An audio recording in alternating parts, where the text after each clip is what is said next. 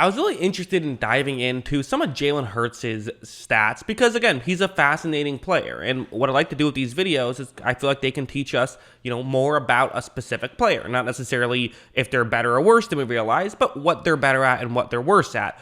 And so I think with Hurts, there's actually some really interesting stuff. So let's just get into the data and look at that interesting stuff. So first things first, something like this I think is very fascinating, which is his, splits when he is under pressure versus kept clean. He's a good under pressure quarterback. Now, just to be clear in what I mean, first let me just explain the table. So this is going to be where Jalen Hurts ranked in specific categories when he was under pressure and when he was kept clean relative to the rest of the NFL. So he was the 4th best quarterback under pressure last year, according to PFF rating. He was 15th in passer rating, 5th in BTT, which stands for big time throw percentage, and then turnover worthy play percentage is TWP. He was 16th there. SS is just the sample size. How many people qualified? There were 40 quarterbacks eligible for each of these stats. So that's where he was there. So good numbers. When he was under pressure, he did a good job he had some big time throws.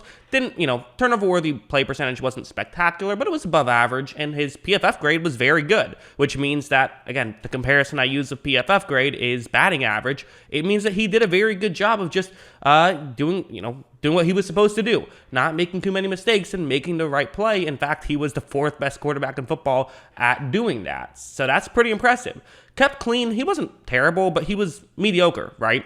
23rd in PFF grade, 27th in passer rating, 22nd in big time throw percentage, and 36th. So the turnover worthy play percentage when he's kept clean is just a disaster. He has to get better at that. He's, doesn't have a huge issue with, crumbling under pressure. In fact, under pressure is where he thrives. He needs to work on the simpler stuff. Meanwhile, for play action versus no play action splits, I think a lot of us kind of view him as more of a, run heavy offense where then you can, run play actions and things like that. And I'm not saying that stuff doesn't help him, but the play action itself, there's a slight advantage, but maybe not as much as you would realize. PFF grade is only a 1-spot difference. Passer rating is an 8-spot difference, so there definitely is a jump there. Same thing with big time throws. He does do a better job of getting big time throws on play actions as opposed to no play actions relative to the rest of the league. And in turnover worthy play percentage, about identical. So, I think this is interesting. A lot of people do view him as someone who is either a running quarterback or, yes, he can throw, but only because of what he sets up in the running game. And I'm not saying that stuff doesn't help him. Like, play action isn't the end-all be-all when it comes to how it helps you out with that stuff. But it's a little interesting to see that there's not really dramatic splits here, just kind of, slight splits. Going over here now, so this is when he holds onto the ball for more than 2 seconds or gets rid of the football for more than 2.5 seconds. The reason why you split it up at 2.5 seconds, that is when typically the average play breaks down right at that 2.5 second mark, so that's why you split it up there.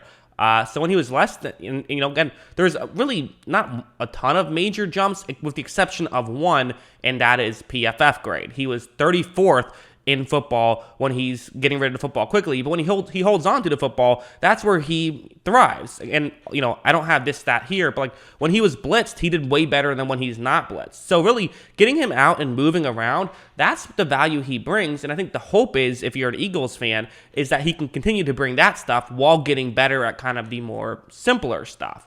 Passer rating, again, 4-slot difference, nothing too dramatic there. Interestingly enough, though, it was actually better when he got rid of the football. So even though Hurts was better when he held on to the football for a while, the team itself was better when he got rid of it quickly. So that's interesting there. Big time throw percentage, about the same. Turnover worthy play percentage, again, a little bit better, actually. So he would be a little bit more risky with the football when he holds on to it for a longer time, but seems like he also, the good outweighed the bad, and he did a better job at being able to, get some splash plays, a little bit more big time throws, and also just had a higher hit rate on those plays. And finally, how good he did further down the field. So this is going to be 20 plus yards down the field, 10 to 19 yards down the field, and then 0 to 9 yards down the field. And I think this chart can really, it's probably the most dramatic split he has out of any of these, which is that he really thrives in that 10 to 19 range. You see PFF grade, it's mid-20s or late 20s for 20 plus and 0 to 9, but it's top 10 in that 10 to 19 range. So he does the right play when he throws it in that range. Passer rating, kind of same thing. Works out really well, 10 to 19, and not so well, 20 plus or 0 to 9. Big time throws, you could say the same thing. Now, there is, you might be saying, wait a second, he's best in football with big time throws 0 to 9 yards down the field. But it's worth mentioning with big time throws, there was only like 4 big time throws in that range all year. So he had one of them. So that's why he's tied for first. So that's all that is. So don't get too excited there. But that's what that is. And then turnover worthy play percentage, again, very good. And I should have mentioned this at the beginning. This is best. So 32nd best, that's a bad number from 37th. Like, you want the number 1 would be perfect, not number 37. Number 1 would be the best. So not great when it's 20 plus yards down the field, not great when it's 0 to 9 yards down the field. A fringe top 10 quarterback, though, when he's throwing in the 10 to 19 range. So that's really where he thrives, and it's, I think, fascinating.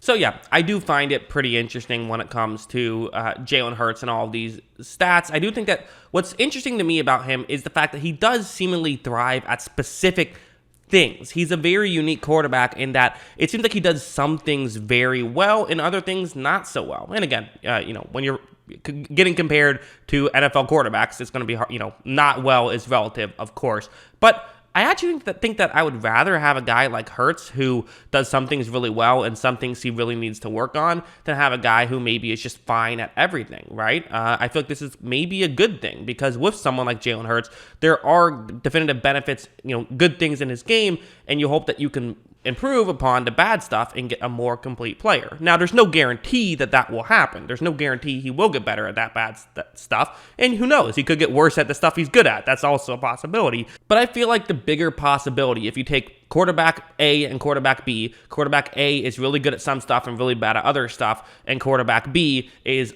solid at everything. I feel like quarterback A has a bigger chance of being a top 10 quarterback somewhere down the line than quarterback B. And so for that reason, I actually think there's some things to like about Jalen Hurts. And I think that this, even though I say typically this kind of stuff, I don't feel higher or lower on any player, I just kind of understand more about them.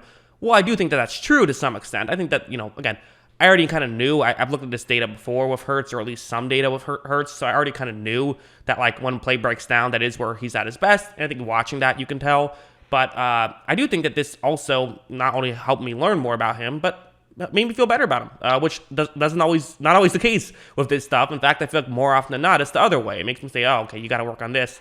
But, it's cool that he's good at stuff, right? It's cool that he is a good playmaker. That's a good thing to have in a quarterback. It's good that he can do that 10 to 19 stuff, which is the majority of, that's where games are won and lost for the most part. Yes, you like guys who can, Patrick Mahomes throw the ball 30 yards down the field, but you don't need that necessarily, and Hurts doesn't necessarily have to give you that. So I think that, another interesting factor is with A.J. Brown. Maybe there'll be more ways where Hurts' scrambling ability and Hurts' making something happen out of nothing can work out better when you have more receivers to throw to. So as a whole, very interesting stuff. That's what I think about all of this. What do you guys think? Let me know in the comments below. Always love hearing from you. And of course, as always, thanks for watching.